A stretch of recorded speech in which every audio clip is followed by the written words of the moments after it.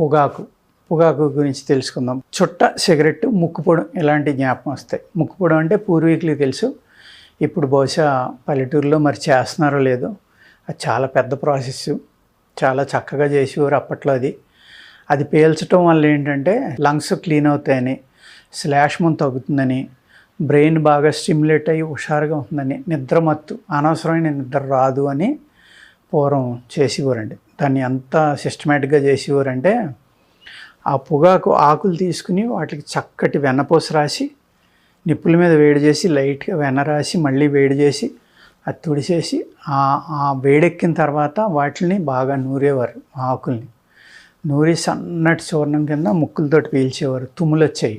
ఆ తుమ్ములు రావటం వల్ల ఏమవుతుందంటే మనకి తలలో ఉన్న ఏ అయితే నరాలు జామ్ అయినాయో అవన్నీ క్లియర్ అవ్వడం, ముక్కుల్లో నరాలు క్లియర్ అవ్వడం, చెవుల్లో నరాలు క్లియర్ అవ్వడం,